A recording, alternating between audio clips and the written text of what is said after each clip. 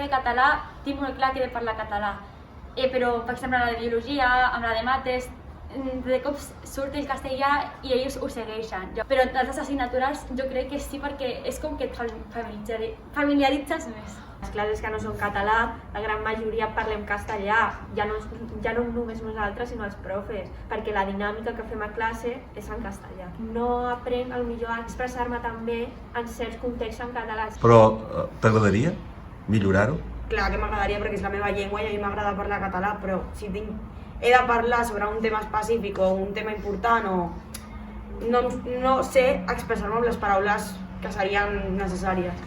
És això, que hi ha molts joves que no existeixen, només amb la primera ja segueixen amb el castellà. Home, si es comencen parlant en català, que segueixis en català.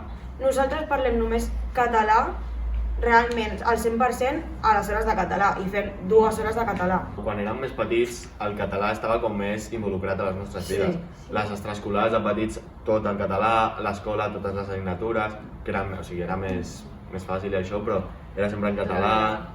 La nostra vida estava més envoltada del català que no pas ara. En l'àmbit del bàsquet parlo castellà i és estrany parlar en català amb la gent d'allà.